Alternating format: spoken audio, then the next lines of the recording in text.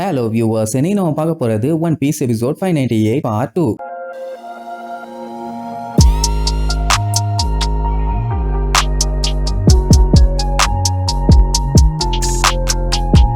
Open பண்ணா போன பாட்டுல நம்ம சஞ்சி அந்த சமுராயோட பாடியை அடிச்சு புடிச்சு லேக்ல இருந்து வெளியில கொண்டு வந்தான்ல. ஒரு வழியா அவனோட பாடி எல்லாத்தையுமே ஒன்னா சேர்த்தி அவனை ஒரு நார்மலான ஹியூமனாவே மாத்தியாச்சு. என்ன கண்ணீர் கடல்ல கதறி கதறி அழுவான். அது மட்டும் இல்லாம நம்ம ப்ரூக்கோட ஹைட்டுக்கு ஈக்குவலா இருக்கான். அதுக்கப்புறம் தான் அவனை பத்தி அவன் இன்ட்ரோடியூஸ் பண்ணிக்குவான். அவனோட பேரு கின்னாமா. வானோ கிங்டம்ல இருக்க குறிங்கிற ஒரு இடத்துலதான் அவன் பிறந்திருக்கான். உடனே சஞ்சி அங்க திட்டிட்டு இருப்பான். அட மூளைகட்ட முட்டாப்பையில அதெல்லாம் இப்ப ரொம்ப ரொம்ப முக்கியமாடா. நான் இங்க குளிர்ல நடுங்கிட்டு இருக்கேன். சட்டு புட்டுன்னு உன் பவரை யூஸ் பண்ணி எனக்கு ட்ரெஸ் வர வையுமா, மன்னிச்சு டப்புன்னு வர வச்சிருவான். அவனுக்கு அந்த கோட்டை போட்டு விட்டதுக்கு அப்புறமும் அப்படியே நடுங்குது. ஆக்சுவலா இதுக்கு முன்னாடி நம்மளால ட்ரெஸ் போட்டிருந்தான். ஆனா அதைத்தான் கழட்டி போட்டா மறைஞ்சிருமே. உடனே சாமுரா இருந்துகிட்டு மதிப்பிற்குரிய சுருள் ஐப்ரோ வச்சிருக்க ஐயா, உங்களுடைய பெயர் என்னன்னு சொல்ல முடியுமா சாருமா? என் பேரு சஞ்சி, ஆனா சாருன்னு மட்டும் சொல்லாத. இதுக்கு முன்னாடி உன் ஆட்டிடியூடு டோட்டலாவே வேறையா இருந்துச்சு. ஆனா மொத்த பாடியும் கிடைச்சதுக்கு அப்புறம் அப்படியே உல்டாவா மாறுது. என்னடா ஆச்சு உனக்கு? நீ தான் நீ இதுக்கு முன்னாடி காட்டுத்தனமா இன்சல்ட் பண்ணியே. என்ன நடிக்கிறியா? நீ சொன்னதை நீ மறந்திருக்க மாட்டேன்னு எனக்கு நல்லா தெரியுங்கிற மாதிரி சொல்லி கத்துவானா. உடனே அவன் அப்படியே யோசிச்சு பார்ப்பான். அந்த செல்லுல இருக்கும்போது ஃபர்ஸ்ட் டைம் நம்மளுக்கு பைரட்னு தெரிஞ்சப்போ, சி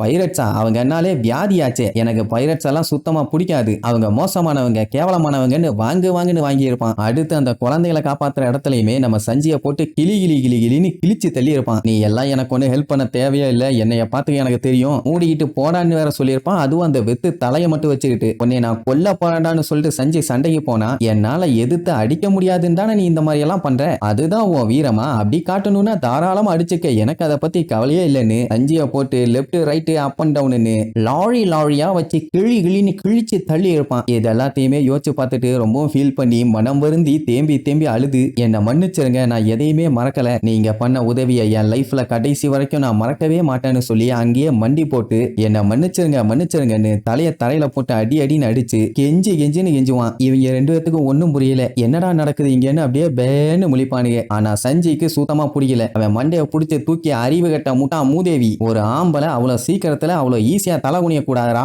அத முதல்ல புரிஞ்சுக்காம அவன் மத்தவங்கன்னா ஓகே, ஆனா நீங்க என்னன்னு சொல்லிட்டு தேம்பி அழுவான். அப்ப இடையில நம்ம ப்ரூக் வந்து, உங்க ரெண்டு பேர்த்தோட புனிதமான கான்வர்சேஷனை நான் கெடுக்கிறேன்னு நினைக்க வேண்டாம், நம்ம இப்போ ஒரு பெரிய பஞ்சாயத்துல இருக்கோம், டவுட் இருந்தா கொஞ்சம் சுத்தி பாருங்கோம்பா. என்னடான்னு பார்த்தா அந்த ஸ்மைலி கம்ப்ளீட்டா நம்மளுக்கு எல்லாத்தையுமே ரவுண்ட் கட்டிருச்சுங்க. அப்படியே அங்க கட் பண்ணி தேர்டுல மாறாட்டைய காட்டுறாங்க. அந்த மூட்டையில இருந்த நம்ம சாப்பர் நைஸா யாருக்கும் தெரியாம வெளியில வந்து மறைஞ்சு லேப் எங்க இருக்குன்னு அப்படியே பொறுமையா தேடி பார்ப்பான். பார்த்தா லேப கண்டுபிடிச்சிட்டான். இப்ப என்னன்னா அந்த சீசர் எப்படி அந்த ட்ரக்கை ரெடி பண்ணான்னு தெரிஞ்சாலே போதும், அதுக்கான மெடிசனை நம்மளால கண்டுபிடிச்சிருவான். சோ அப்படி அங்க தேடி போகும்போது அங்க ஒரு பெரிய புக் ஒண்ணு பார்ப்பான். அப்படின்னா கண்டிப்பா அதுல தான் எல்லாத்தையுமே மென்ஷன் பண்ணிருப்பான். உடனே டேபிள போட்டு ஏறி அந்த புக்கை லைட்டா புரட்டி பார்ப்பான். ட்ரக்ஸ பத்தி எல்லாம் அதுல தெளிவா போட்டுருக்குது. இதுக்கு மேல என்ன, தேடி வந்தது கிடைச்சிருத்து ஜூட்டுன்னு சொல்லிட்டு அங்க இருந்து எஸ்கேப். அப்படியே கட் பண்ணி வெளியில காட்டுறாங்க. அந்த ஜெல்லி எல்லாம் கொஞ்சம் கொஞ்சமா வந்து ஒன்னா சேர்ந்து பெருசா மாறிட்டே வருது. அதே நேரம் இங்க நம்மளுக்கு எல்லாத்தையுமே படுக போட்டு அவங்க அந்த சீ பிரிசம் ஸ்டோனை யூஸ் பண்ணி அழகா கட்டி போட்டாங்க.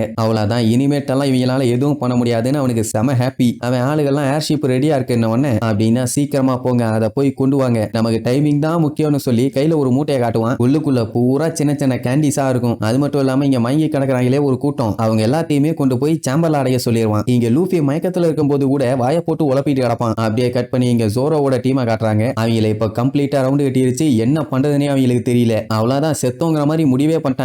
சஞ்சி தான் வண்டையா திட்டுவான், ஏண்டா நான் வர்றதுக்குள்ள ஏதாச்சும் பண்ணுங்கன்னு சொன்னா இப்படி வர விட்டு வேடிக்கை பார்த்துட்டு இருக்கீங்க, லூசு பயில் இல்லன்னு பிடிச்சி வண்டையா திட்டுவான். அவனுங்க மூக்க நோண்டிக்கிட்டே நாங்க என்னென்னமோ ட்ரை பண்ணோம், ஆனா எதுவுமே வேலைக்கு ஆகலன்னு நக்கலா பதில் சொல்லுவானுங்க. அவனுக்கு செம்ம காண்டாகும். இப்ப என்னன்னா நமியோட பாடிக்கு எந்த ஒரு டேமேஜும் இல்லாம அவன் பாத்துக்கணும், இல்லன்னா இவங்க ரெண்டு பேர்த்தையும் போட்டு துவன்னு துவச்சு எடுத்துருப்பானாமா. நீ பேசுறத பார்த்தா அவளோட பாடி அவளுக்கு ரிட்டர்ன் பண்ண மாட்ட போலேன்னு சொல்லி கேட்டா, ஆமா நான் கண்டிப்பா பண்ண மாட்டேன்பா. அந்த டைம் இந்த சாமுராய் பேசாம நம்ம இதை எரிச்சிடலாமா. என்னடான்னு கேட்டா மக்கள் எப்பவுமே இவனை ஃபாக்ஸ் ஃபயர் கின்னு தான் கூப்பிடுவாங்க. ஏன்னா அவனோட ஸ்வாட் எடுத்து வெட்டினான்னா அவங்க எல்லாருமே எரிஞ்சிருவாங்க. சோ நம்ம தப்பிக்கிறதுக்கு இவங்க எல்லாத்தையுமே நான் எரிச்சிடறேன்பானா. எப்படா வெட்டுறது மூலியமா எரிக்க முடியும், லூசு பயல, என்ன மேஜிக் ஷோ நடத்த போறியான்னு கேட்பான். ஆனா ஜோரோ தான் அதை உன்னிப்பா கவனிப்பான். அந்த டைமுங்கும் போது அந்த சாமுராய் அப்படியே ஒரு ரொட்டேஷன் ஒன்ன போட்டு ஒரு போடுவான். அவ்வளவுதான், அப்படியே அந்த ஸ்மைலி வெடிச்சு தெரிக்குங்க. அந்த டைம் குபு குப்புன்னு தீயா எரியுமா. நடுவுலயே ஒரு வெட்டு, இவங்க போறதுக்கான வழி கிளியர் ஆயிருச்சு. ஜோரோ முன்னாடி இப்படி ஒரு வித்தையை காமிக்கும் போது ஜோரோக்கு கொஞ்சம் கேவலமா தான் இருக்குது. மத்தவங்க எல்லாம் பார்த்துட்டு அசந்துருவாங்க. ஏன் ஜோரோவே அசந்துருவான். நிஜமாவே அவன் ஃபயரை வச்சு தாண்டா வெட்டி இருக்கான்னு. அப்படி வெட்டி முடிச்சுட்டு